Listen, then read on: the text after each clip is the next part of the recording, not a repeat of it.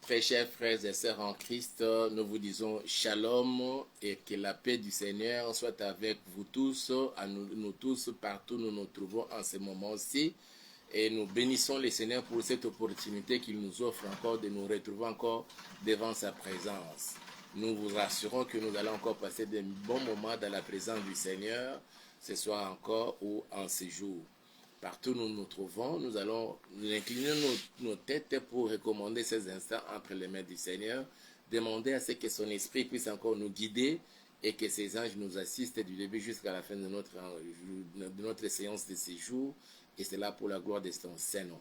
Nous prions tous ensemble au nom puissant de Jésus. Père, nous voulons te dire merci et nous bénissons ton Saint-Nom, Papa. Pour ce moment, tu permets que nous puissions encore nous retrouver, moi ainsi que tous mes bien-aimés frères et sœurs, devant ta présence. Père, permets que, ô Dieu, que ton esprit nous anime et que tes anges nous assistent, ô Yahweh, et que nous puissions passer encore des moments merveilleux devant ta présence, et c'est là pour la gloire de ton Saint-Nom. Je déjoue tout le plan du diable et tout le plan des sorciers, des satanés, des occultistes, et je les fous à l'échec au nom puissant de Jésus. Et Père, permets que, Seigneur, que l'ombre de ta main nous couvre, nous protège, et que le sang de Jésus-Christ nous rende invisibles devant tous ceux qui en veulent à nos vies. Et c'est là pour la gloire de ton Seigneur. Au nom puissant de Jésus, nous avons ainsi prié et nous disons Amen. Que toute la gloire revienne à notre Seigneur qui a permis que nous soyons là, et nous voulons le dire encore une fois de plus. Demain c'est jeudi, nous avons notre rendez-vous au jardin botanique de Kinshasa à partir de 11h jusqu'à 15h30. Nous voulons vraiment nous rassembler en union de prière pour prier pour notre pays, bien que nous le faisons dans nos programmes de spécial Losako tous ces jours-ci, mais nous voulons quand même nous retrouver dans le physique. Si vous pouvez vraiment prendre part à ces programmes, ça sera d'une grande bénédiction, et pour vous, et pour nous tous, et surtout pour notre pays. Notre pays est en train de passer des moments très cruciaux de son histoire ici sur la terre, des humains. Cela nécessite assez que nous puissions vraiment nous retrouver dans la présence du Seigneur pour demander, solliciter son intervention, et surtout que ces pays, nous le savons, que c'est la nation de l'Éternel, tel qu'il est écrit dans sa parole. Heureuse la nation dont l'Éternel est Dieu. Sachez-le très bien, nous le répétons encore, depuis le 23 juin 2019, lorsque, au stade des martyrs, les premiers d'entre les Congolais avaient dédié ces pays entre les mains du Seigneur. Depuis ces instants-là, jusqu'au jour d'aujourd'hui, cette nation appartient à l'Éternel. Et nous devons vraiment, ensemble, passer des moments merveilleux dans la présence du Seigneur. Et c'est aussi à cause de cela, et à cause de toutes ces richesses du sol et du sous-sol, que l'on est en train de chercher à détruire, à chercher à balkaniser, à provoquer une implosion dans notre pays. Mes frères et sœurs, même en Ukraine et partout ailleurs où il y a la guerre, il y a de ceux-là qui ont choisi de servir les pays sous les drapeaux. Ils se retrouvent dans les champs militaires. Il y a des politiques qui se retrouvent dans les champs politiques. Il y a les diplomates qui se retrouvent sur le terrain diplomatique. Mais nous, pour notre part, nous devons aussi nous retrouver sur le champ spirituel et chrétien. Et pour notre part, nous ne consacrons que de quelques moments à demeurer dans la présence du Seigneur pour implorer sa grâce et miséricorde dans notre pays. Voilà pourquoi nous vous demandons demain à 11h, à partir de 11h, nous commençons notre prière et jusqu'à 15h30, nous allons nous retrouver au jardin botanique de Kinshasa. L'entrée n'est pas gratuite. Chacun amène son argent, vous payez 2500 francs et vous entrez, vous allez nous retrouver là-bas. Ensemble, nous allons commencer notre prière jusqu'à 15h30. Nous allons prier, le temps que vers 16h, 16h30, on va fermer les jardins. Nous serons déjà partis chacun chez soi à la maison. Et Dieu va vous bénir. Pour aujourd'hui, nous continuons notre série d'enseignements que nous sommes en train de partager. Nous sommes en train de parler sur ma vraie nature en Christ, source de bénédiction. Et pour permettre à chacun de comprendre sa vraie nature ou sa vraie identité, nous avons tiré quelques exemples dans la Bible. Nous sommes en train de développer cela, ça fait déjà quelques séances. Nous sommes en train de parler d'Élie. La première référence biblique dont nous nous servons, c'est d'abord Jacques chapitre 5, à partir du verset 17, où l'on dit « Élie était un homme de la même nature que vous. » Et ça, c'est l'apôtre Jacques. Dieu, disons, par la bouche de son serviteur, l'apôtre Jacques, il nous fait comprendre qu'il est notre nature ou notre vraie nature. Je veux que nous lisions cela pour rafraîchir la mémoire de chacun de nous et surtout pour ceux qui nous suivent pour la première fois aujourd'hui. Jacques chapitre 5, à partir du verset 17. J'ai lu la parole du Seigneur. On dit ceci: Élie était un homme de la même nature que nous. Ça, c'est Jacques. Mais c'est Dieu qui parle par la bouche de Jacques, nous interpellant nous tous, pour nous faire savoir que notre nature, en réalité, ce n'est pas cette masse que l'on peut palper du doigt. Ce n'est pas cette chair. Mais nous avons une autre nature à notre intérieur. Et c'est cette vraie nature-là, ou cette vraie identité-là, qui fait que nous puissions opérer des miracles et des prodiges pendant notre passage sur la terre des humains. Je relis encore le passage. Élie était un homme de la même nature que nous. Il pria avec instance pour qu'il n'ait plus point. Et il ne tomba point de pluie sur la terre pendant 3 ans et 6 mois. Mes frères, c'est la prière d'une personne a fait que le ciel soit fermé pendant 3 ans et 6 mois. Il ne tomba pas une seule goutte de la pluie sur la terre. C'est-à-dire que la prière d'une personne a changé le cours de l'histoire de l'humanité. Imaginez, mes frères et sœurs, 3 ans et 6 mois, pas une seule goutte. Donc, la terre entière était devenue un désert. Mais pendant ces temps, son Dieu prenait soin de lui. Et nous sommes au temps où le monde actuel est comparé à ces déserts affreux. Et nous avons besoin de l'intervention du Seigneur pour qu'il puisse prendre soin des siens que nous sommes, que tu es, que je suis, qu'elle est, qu'il est, que nous sommes. Et Dieu doit prendre soin de nous et il prend soin de chacun de nous.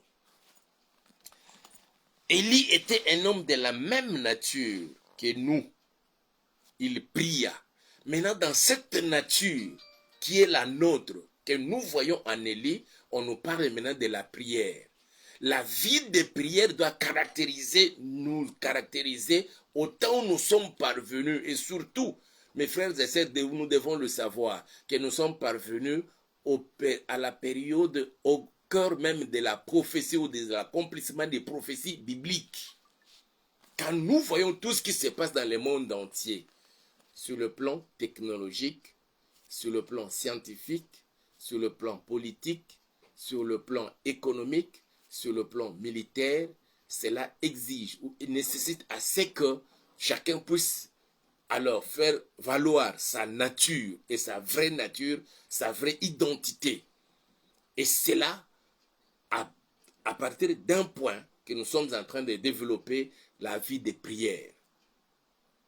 On nous parle de la prière d'un homme. Il s'agenouille là où il était. Peut-être qu'il était assis, peut-être qu'il était debout, ou bien il avait la position couchée ou à genoux. Il a prié le Seigneur pour que le ciel se ferme. N'avait-il pas un cœur plein d'amour pour d'autres personnes, pour ses contemporains? Mes frères et sœurs, Dieu qui est amour, comment pouvait-il exaucer une telle prière pour permettre que par la prière d'un homme, le ciel se ferme, qu'il n'y ait pas la pluie pendant au moins 3 ans et 6 mois? Et dans ce qu'il nous montre là, mon frère, ma soeur, quand nous nous mettons en prière, puisque toi et moi avons la nature d'Élie, le ciel va acter tout ce que nous allons demander à Dieu dans la prière. Le ciel va prendre acte et réagir proportionnellement en fonction de tout ce que nous allons demander à Dieu. Pas seulement le ciel, même la terre. Mes frères, ma soeur, quand le ciel se ferme pendant 3 ans et 6 mois, ici sur la terre, imaginez qu'il n'y ait pas une seule goutte d'eau. Même là où il y a la verdure, la verdure va sécher. Les grandes forêts où il n'y a plus même pas une rosée le matin. Je vous assure, mes frères et sœurs, ça va devenir un désert. Mais pendant ces temps, le Seigneur prend soin d'un homme, de celui qui avait prié. Et certainement d'autres personnes aussi qui lui étaient favorables et qui le craignaient. Mais il y avait ceux aussi qui sont tombés. Des famines, ils sont morts. Mais j'espère que vous et moi, ça ne sera pas le cas. Notre problème maintenant là, parce que nous avons la nature d'Élie, pendant le temps de la sécheresse, le Seigneur prendra soin de chacun de nous. Voilà pourquoi, mes frères et sœurs, il vous arrive des fois, vous n'avez pas l'argent, vous n'avez pas du travail, vous manquez de tout, mais le Seigneur est là, il est en train de vous garder, et vous ne tombez peut-être même pas malade.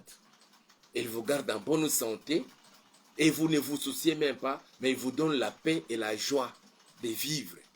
Et quand il viendra le moment pour qu'il nous ouvre le ciel, et vous allez vivre, mes frères et sœurs, la prospérité sans précédent. Et au vrai sens du mot alors. Et c'est cette nature-là que le Seigneur veut que nous puissions prendre conscience de celle-là.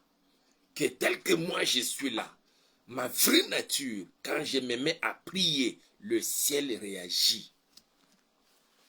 C'est pourquoi, mes frères et sœurs, Jésus avait dit, quand il s'est adressé à Pierre, après leur avoir posé la question, que dit-on que je suis? Et ils ont répondu, les disciples, ils ont répondu que les uns disent que tu es Jean-Baptiste, l'autre disent que tu es Élie, d'autres disent que tu es l'un des prophètes. Et puis il s'est retourné vers eux et dit, alors vous maintenant, qui dites-vous que je suis?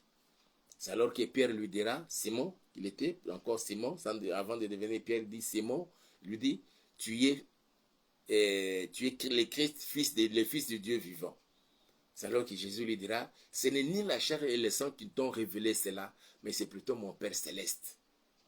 Et désormais tu es Pierre, et sur cette pierre je bâtirai mon église. Et puis il dit, je te donne les clés du royaume. Ce que tu lieras sur la terre sera lié au ciel. Ce que tu délieras sur la terre sera délié au ciel. C'est-à-dire que quand tu fais ta prière ici, le ciel prend acte et réagit. Voilà pourquoi nous sommes parvenus au temps où nous devons vraiment nous engager dans la prière pour que le ciel puisse réagir. Et ça, c'est très important. C'est ça notre vraie nature.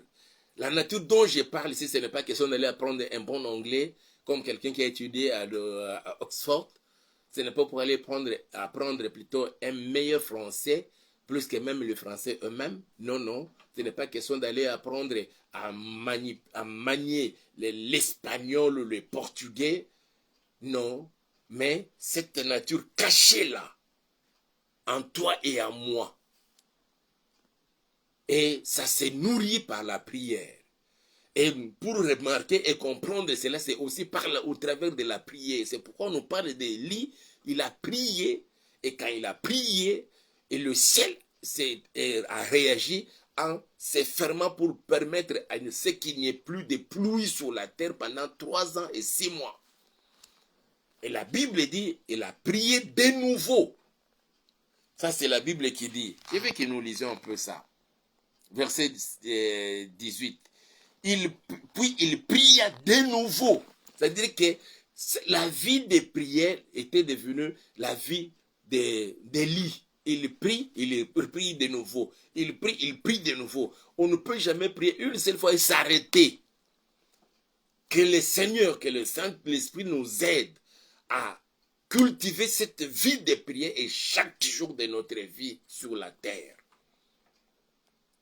Mes frères et sœurs, c'est pourquoi nous voulons aussi vous inviter à notre journée de demain au Jardin Botanique. Pour ceux qui sont bien sûr ici à Kinshasa, au Jardin Botanique de Kinshasa, à partir de 11h, nous commençons notre prière. Et là, ça sera vraiment une intercession en faveur de notre pays. Nous allons prier pour nos responsables politiques. Nous allons prier pour nos institutions. Nous allons prier aussi pour nous-mêmes. À la fin, je prierai pour tous ceux qui seront présents.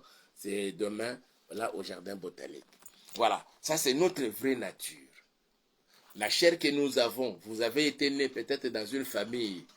Luba dans une famille, Mbala dans une famille, Yaka dans une famille, Yombe dans une famille, Besingombe dans une famille, et autres là, ça, mais la vraie nature en Christ, le fait que nous ayons reçu le Seigneur Jésus-Christ dans nos vies comme étant notre Seigneur et Sauveur personnel, il y a quelque chose de l'esprit qui entre en moi et en toi et qui change automatiquement notre identité.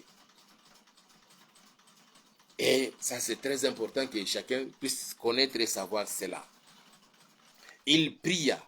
Élie était un homme de la même nature que nous. Il pria avec instance pour qu'il n'ait plus point. Donc, dans sa prière, il a demandé, Seigneur, qu'il n'ait plus, qu'il ne tombe, la pluie ne tombe pas. Imaginez dire que la pluie ne tombe pas. Dieu pouvait dire qu'il y a plusieurs personnes. J'ai mes enfants aussi là-bas sur la terre. Comment toi tu demandes que la pluie ne tombe pas? Comment vont-ils vivre? Pluie ou pas pluie, tu vas vivre par la grâce du Seigneur. Au nom puissant de Jésus. Je le répète encore. Pluie ou pas pluie, tu vas vivre et tu vivras par la grâce du Seigneur, tu vivras des bénédictions de l'Éternel sur la terre avant l'enlèvement de l'Église ou avant la mort physique. Tu les vivras au nom puissant de Jésus. Il pria pour qu'il n'ait plus point. Et la pluie n'est pas tombée pendant 3 ans et 6 mois. Il pria de nouveau. La Bible dit quand il pria de nouveau, et ça c'est notre prière que nous allons faire aujourd'hui, et tous ces jours-ci, le verset 18, il pria de nouveau, et le ciel donna de la pluie, et la terre produisit son fruit. C'est-à-dire qu'il y a 2 effets simultanément qui se réalisent à partir de la prière d'Élie. Que cela soit ta vie désormais quand tu pries, que le ciel puisse donner de la pluie et que la terre puisse produire son fruit. Au nom puissant de Jésus, que les sorciers, que les satanistes, que les occultistes, que tous les agents du diable, tous les esprits, des esprits célestes, agissant pour le compte du diable, qu'ils m'entendent maintenant, même s'ils sont opposés à cela, mais que ta prière désormais puisse avoir les doubles faits, et au ciel et sur la terre, au nom puissant de Jésus-Christ de Nazareth. Que tes prières aient double fait, céleste et terrestre, au nom puissant de Jésus. Des fois, nous ne savons pas quantifier, dimensionner et mesurer nos prières. Nous faisons des prières à la va-vite et puis après c'est fini. Mais nous ne savons pas contrôler les effets, la réponse à nos prières. Mais je voudrais bien que dans cette nouvelle nature donc, que tu es en train de découvrir maintenant, que tu puisses avoir cet esprit-là, de contrôler désormais quand tu fais ta prière, comment est-ce que Dieu m'exauce, comment est-ce que Dieu a réagi, comment est-ce que le ciel réagit, la terre de même réagit.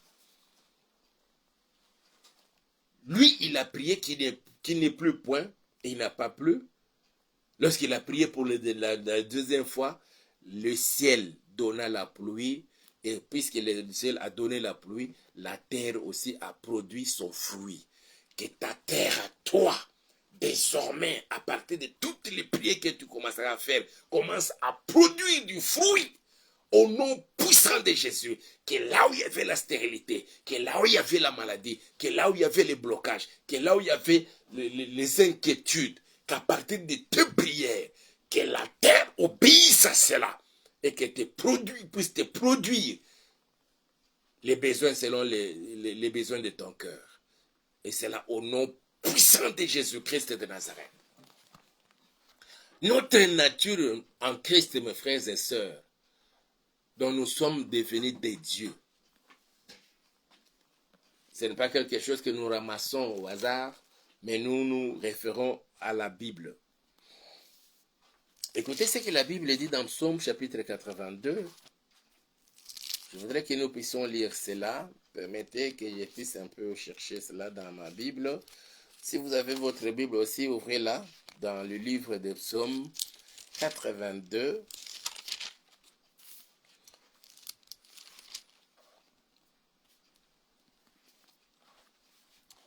les versets 6 et 7, mais nous allons lire quand même tous les chapitres 82, comme nous l'avons fait la fois passée. Psaume d'Azaph. Psaume 82, verset 1, psaume d'Azaph. Dieu se tient dans l'assemblée des dieux. Il juge au milieu de Dieu.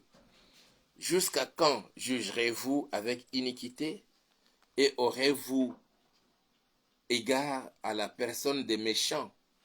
Rendez justice aux faibles et à l'orphelin. Faites droit aux malheureux et aux pauvres. Sauvez les misérables et l'indigent. Délivrez-les de la main des méchants. Ils n'ont ni savoir ni intelligence. Ils marchent dans les ténèbres. Tous les fondements de la terre sont ébranlés. J'avais dit, vous êtes des dieux. Vous êtes tous des fils du Très-Haut. Ça, c'est Dieu qui parle. Il dit, j'avais dit, vous êtes des dieux. Ça veut dire qu'on ne savait pas qu'on était des dieux. Et Dieu dit, j'avais dit que vous êtes des dieux. Quand le président de la République signe une ordonnance de nomination et la personne change automatiquement de statut, il était simple citoyen et l'on signe l'ordonnance, on dit que tu es devenu premier ministre d'office. Tout le monde dit que celui-ci c'est le premier ministre. Celui-ci c'est le ministre de tel ou s'occupant de tel ou tel autre ministère. Celui-ci c'est le ministre en charge de. À partir de l'ordonnance. C'est-à-dire que le président dit, je dis maintenant, ou bien le premier ministre, pour ceux qui sont dans les régimes parlementaires, le premier ministre dit que moi, je te nomme désormais comme ministre de ceci ou de cela. Et ici, c'est Dieu qui me nomme, qui te nomme. Il dit que j'avais dit, vous êtes des dieux. Tu as la nature divine en toi. J'ai la nature divine. Nous avons tous la nature divine. Notre vraie nature en Christ, c'est la nature divine. Tu n'es pas un homme ordinaire, tu n'es pas une femme ordinaire. Tu es Dieu dans ta vraie nature, à ton intérieur là. Quand Dieu te voit, il voit en toi un petit Dieu. Parce que le Massel dit, vous êtes tous, sans exception, des fils du Très-Haut. Tu n'es pas le fils ou la fille de papa Mandiango, de papa je ne sais qui, mais plutôt désormais, depuis les jours où toi et moi avons pris l'engagement de recevoir le Seigneur Jésus-Christ dans nos vies comme Seigneur et Sauveur personnel, d'office nous avons changé d'identité. Nous sommes devenus des fils de tous, sans exception, des fils du Très-Haut. C'est lui qui est placé au-dessus. Tu es son fils, je le suis moi aussi. Et tout le monde est son fils. Et nous avons cette identité-là, mon frère, ma soeur. Ne te minimise pas, ne te méprise pas. Sache-le très bien qu'en toi, le sang qui coule dans tes veines, en réalité, c'est le sang divin. Ce n'est pas le sang dont nous avons hérité biologiquement de nos parents. Celle-ci ou celui-là nous a donné, nous a légué quelques chromosomes pour que nous soyons nés. Mais dans tes veines, spirituellement parlant, c'est le sang de notre Seigneur, c'est le sang de Dieu qui coule. Voilà pourquoi, mes frères et sœurs, nous avons toute possibilité de refuser certaines situations en tant que Dieu, en tant que des dieux, des petits dieux. Et ce que lui a fait, nous sommes à mesure aussi de le faire. Mais pourquoi nous n'arrivons pas? Ça, on en parlera. Ce que notre Dieu a fait, nous pouvons aussi le faire. Tu as cru, j'ai cru, nous avons cru à un Dieu qui a les paroles créatrices, qui appelle, selon qu'il est écrit dans Romains, là, on dit, notre Dieu, il appelle des choses qui n'existent point, comme si elles étaient. Je veux que nous lisions ça. Et ça, c'est très important, mon frère, ma soeur. Romains,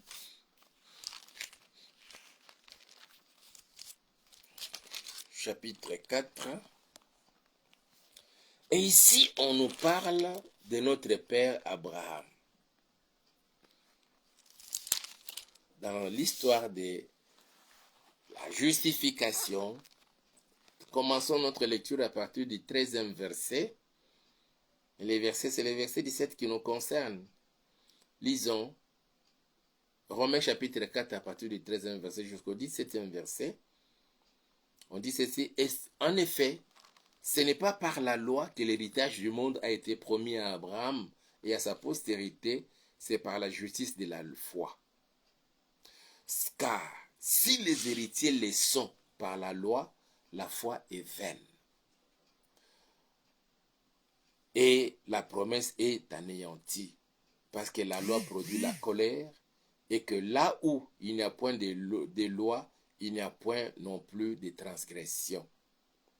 C'est pourquoi les héritiers le sont par la foi, pour que ce soit par grâce, afin que la promesse soit assurée à toute la postérité, non seulement à celle qui est sous la loi, mais aussi à celle qui a la foi d'Abraham, notre Père à tous, selon qu'il est écrit. J'étais établi Père d'un grand nombre de nations. Il est notre Père devant celui auquel il a cru, Dieu qui donne la vie aux morts et qui appelle les choses qui ne sont point comme si elles étaient. Dieu qui donne la vie aux morts et qui appelle les choses qui n'existent pas comme si elles étaient. Il l'appelle, c'est-à-dire par la parole. Et cette parole-là, il a mis ça dans ta bouche et dans la mienne.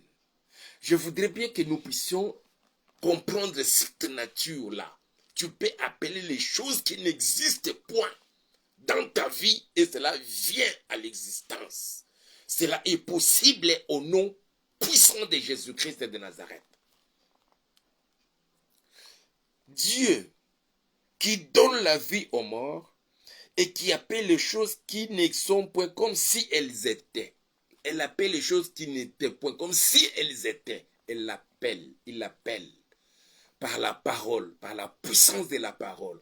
Et il a mis ça dans ta bouche et dans la mienne. Comme il avait quand il s'est adressé à Jérémie.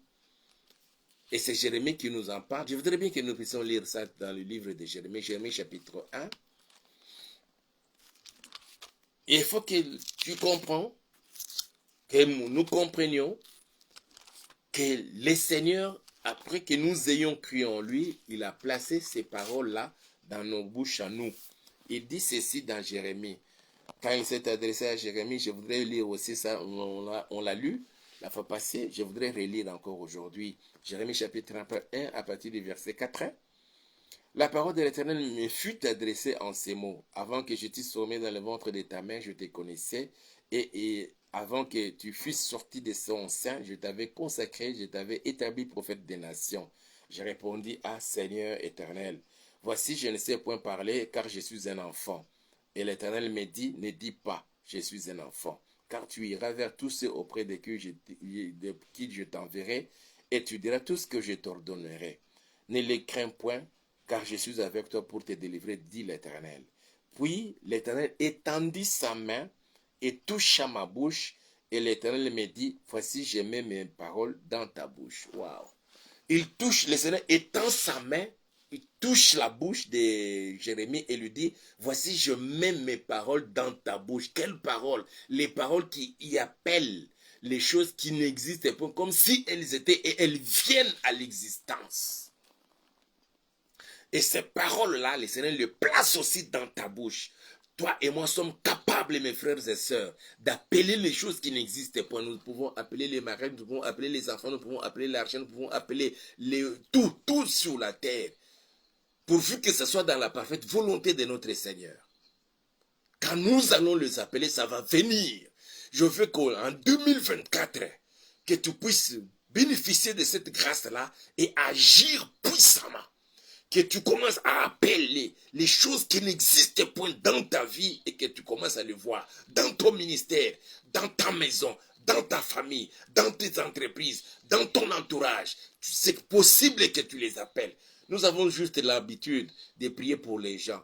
Tout simplement parce qu'ils sont venus se confier à nous, parce qu'ils sont malades, et ceci, cela. Mais il est temps aujourd'hui d'appeler les choses qui n'existent point.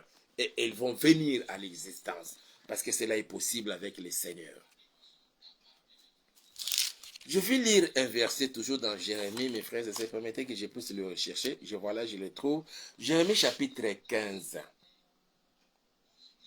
Et j'aime bien ça. Jérémie chapitre 15. Je voudrais commencer ma lecture à partir du 15e verset aussi. Mais le verset qui nous concerne, c'est le verset 19.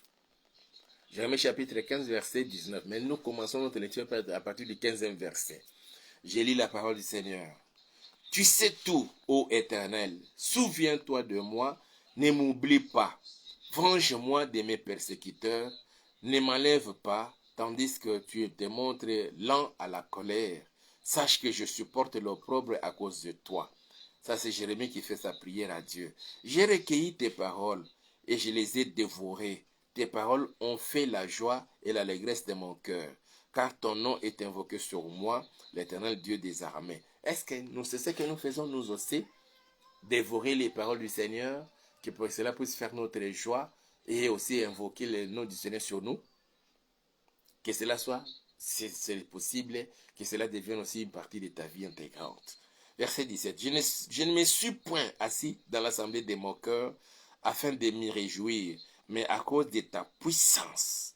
Je me suis assis solitaire, car tu me remplissais de fureur. Pourquoi ma souffrance est-elle continuelle?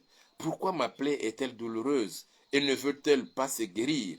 Serais-tu pour moi comme une source trompeuse, comme une eau dont on n'est pas sûr? Ça, nous allons en parler et prier en fonction de cela à partir de demain, lorsque nous allons nous retrouver au jardin botanique. Verset 19. C'est pourquoi ainsi parle l'Éternel. Ça, c'est Dieu qui dit. Ainsi parle l'Éternel. J'aime bien ça. Si tu te rattaches à moi, si tu te rattaches à moi, je te répondrai et tu te tiendras devant moi. Si tu sépares ce qui est précieux de ce qui est vil, tu seras comme ma bouche. C'est à eux de revenir à toi, mais ce n'est pas à toi de retourner vers eux. Je me pose la question, comment est la bouche de Dieu? Ça, c'est Dieu qui s'adresse à Jérémie. Il dit, si tu te rattaches à moi, il était attaché à Dieu, puis à un moment donné, il s'est séparé. C'est pourquoi Dieu lui parle du rattachement. Qu'il se rattache à lui, qu'il s'attache de nouveau à lui. Si tu te rattaches à moi, tu étais déjà parti, tu t'es révolté contre moi. Mon frère, ma soeur, l'heure est arrivée pour que nous puissions retourner auprès du Seigneur. C'est l'heure de prendre l'engagement, de renouveler notre alliance avec le Seigneur, de prendre des résolutions, de le suivre de nouveau dans notre vie. Si vous avez bronché, si vous êtes tombé dans votre parcours avec le Seigneur depuis que vous avez cru au Seigneur, à un moment donné, vous vous rendez compte que vous êtes tombé quelque part et que vous avez bronché. Il est temps pour que nous puissions nous rattacher à notre Seigneur. Et qu'est-ce qu'il dit? En nous rattachant à lui, il dit, je te répondrai.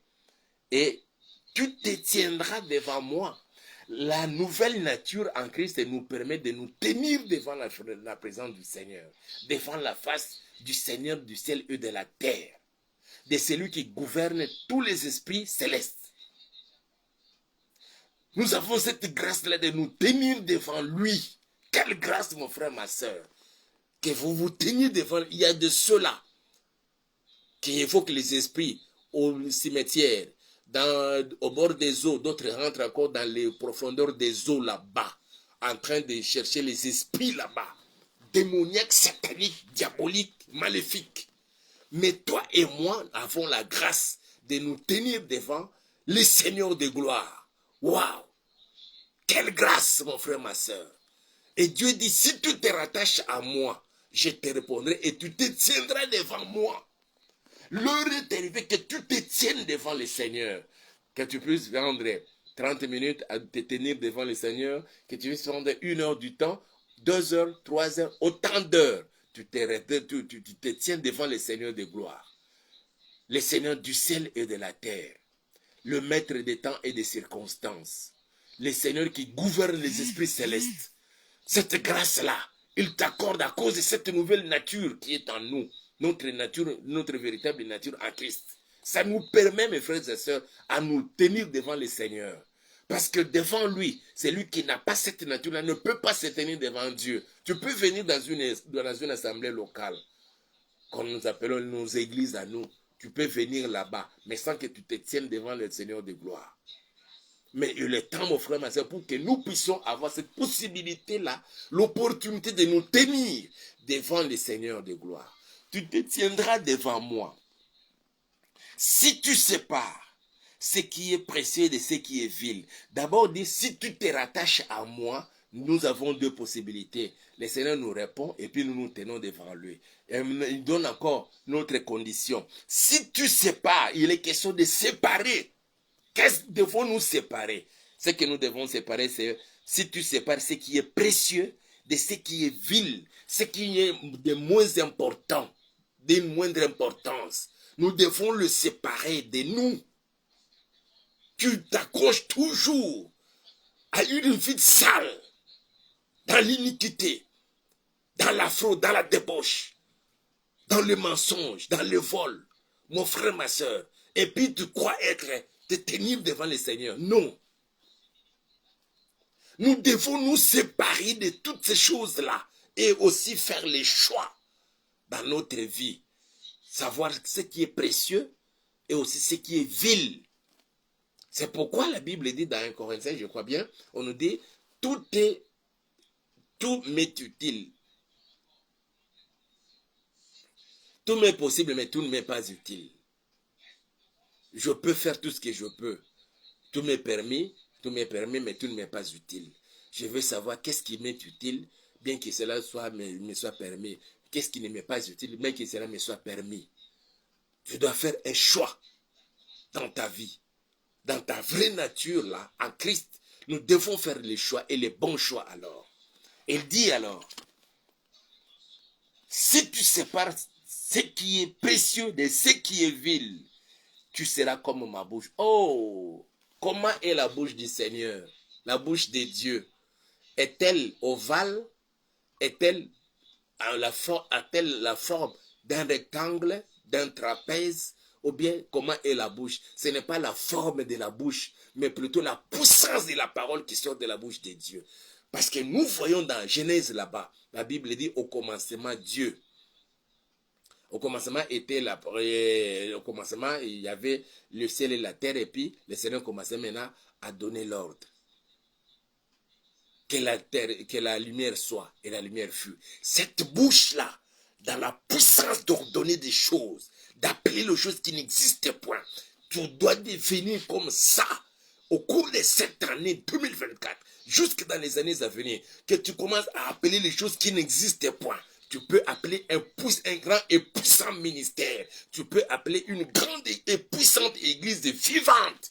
Tu peux appeler les choses qui n'existent point. Tu as fait autant d'années dans le mariage, tu n'as pas d'enfants, tu peux les appeler et c'est là où ils vont venir. Parce que dans ta bouche, Dieu a placé ces paroles-là. Tu deviens comme la bouche de Dieu. Je dis bien, tu deviens. C'est pas moi, c'est Dieu qui s'adresse à toi maintenant là. Au travers de ces versets. Si tu sépares ce qui est précieux de ce qui est vil, tu seras comme ma bouche. C'est à eux de revenir à toi, mais ce n'est pas à toi de retourner vers eux. Je ne parle pas de cette deuxième partie-là. Je parle de la partie où il est dit, tu seras comme ma bouche. Comment est la bouche de Dieu? Nous venons de lire dans Romains là. On nous dit que notre Dieu, en qui nous avons cru, par Christ, notre Père Abraham, il est celui qui appelle les choses qui n'existent point, comme si elles étaient et elles viennent à l'existence. C'est cette bouche-là que Dieu veut te communiquer au jour d'aujourd'hui, que désormais tu peux appeler les choses qui n'existent point. Je veux que nous puissions lire encore Genèse chapitre 1, que nous puissions comprendre comment est la bouche de Dieu. C'est dans la création, dans les commandements qu'il donne. Il est en train de commander les choses. C'est pourquoi nous avons dit, nous avons déjà appris avec vous dans Job, chapitre 38, là où le Seigneur dit, as-tu déjà commandé au matin, donné la forme à ta journée, à tes nuits et à tout ce qui est à toi? Tu peux donner aussi la forme à ça par la puissance de la parole. Il dit ceci, Genèse chapitre 1, à partir du premier verset, nous disons, au commencement, Dieu créa les cieux et la terre. La terre était informe et vide. Il y avait des ténèbres à la surface de l'abîme et l'Esprit de Dieu se mouvait au-dessus des eaux. Dieu dit que la lumière soit et la lumière fut. Je saute. Verset 5. Dieu dit qu'il y ait une étendue entre les eaux et qu'elle sépare les eaux d'avec les eaux.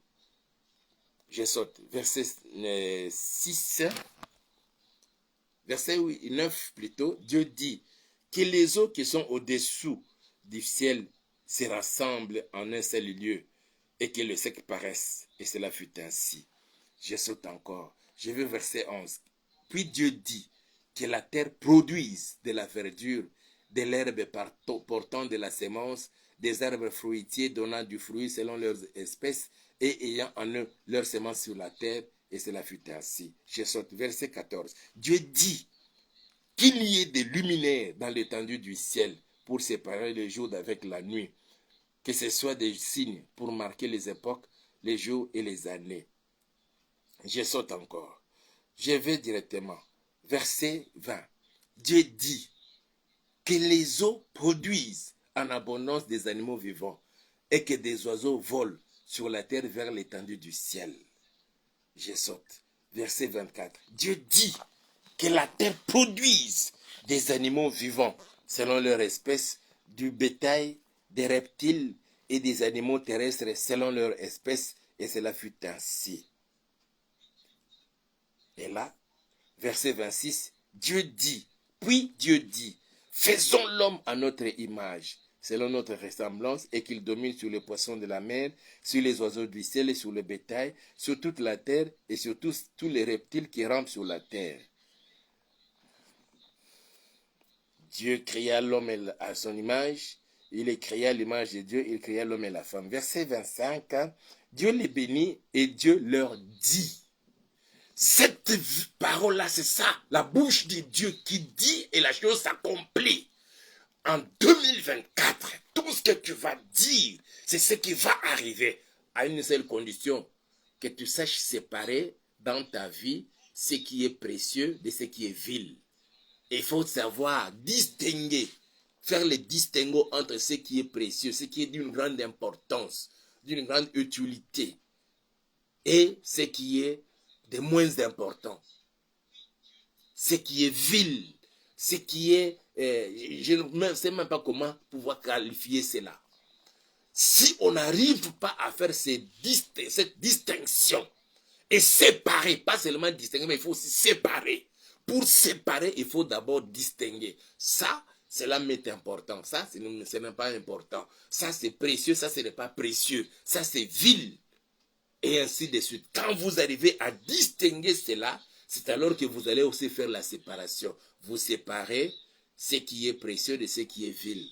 Vous séparez ce qui vous convient, ce qui ne vous convient pas. Mais selon la volonté du Seigneur.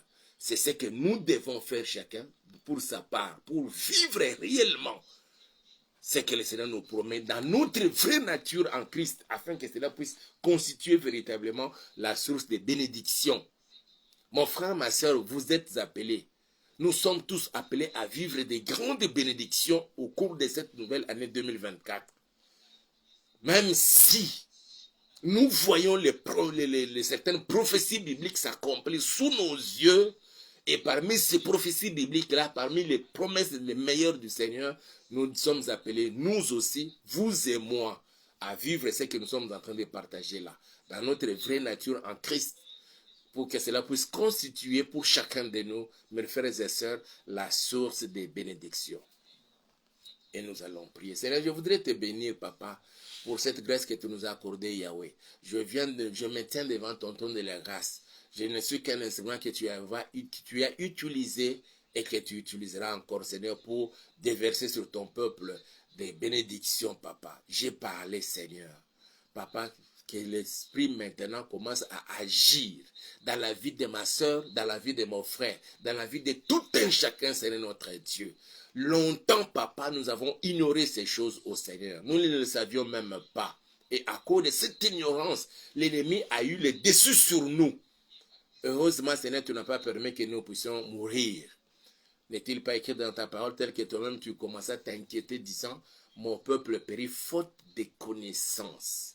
Mais Seigneur, cela ne nous a pas amené à la perdition, mais cela a permis qu'en ce jour et pendant toutes ces séances, Seigneur, nous puissions prendre conscience de notre vraie nature et de ce que nous devons faire, Papa, pour que nous puissions vraiment et véritablement être bénéficiaires de toutes tes grâces, de toutes tes bénédictions, Papa, et surtout que nous devenions comme toi tu le veux. Je recommande ma soeur, je recommande mon frère, je recommande tout un chacun de nous, Seigneur, même certains de tes serviteurs qui sont connectés à ces programmes, qui pendant longtemps, bien qu'ils soient tes serviteurs, soient tes enfants, papa, qui ont cru en toi, oh Yahweh, et qui s'attachent à toi, Seigneur. D'autres n'ont même pas bronché, d'autres, Seigneur, ne se sont même pas écartés de ta voix, papa, mais ils vivent difficilement, papa, tes grâces, tes bénédictions, Père.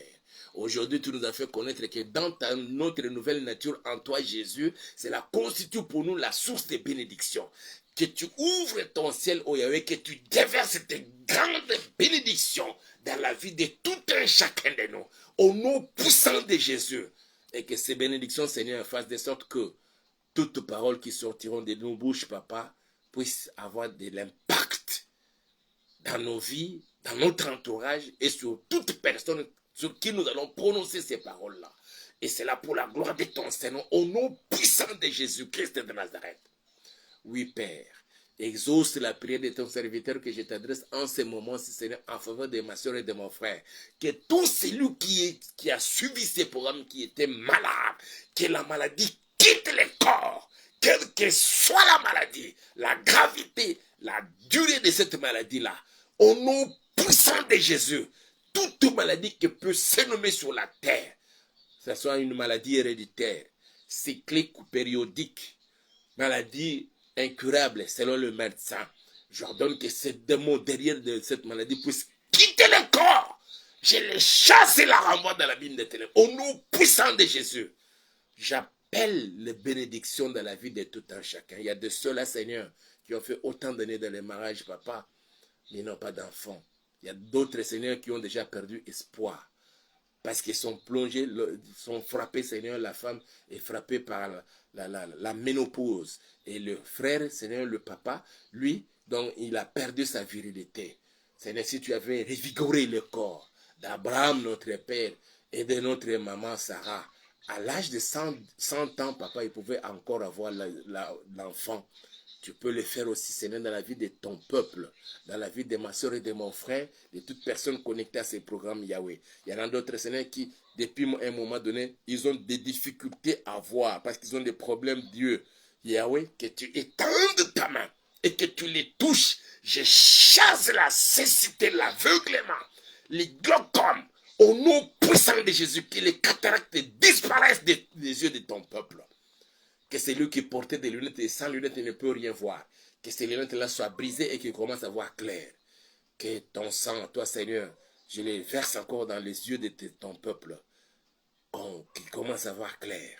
Au nom puissant de Jésus. Toute vision floue, je te chasse et je te renvoie dans l'abîme des ténèbres. Au nom puissant de Jésus. Il y en a plusieurs papas. Ils ont hérité cela de leur famille. Ils vivent dans la pauvreté, Seigneur, la plus criante au Père.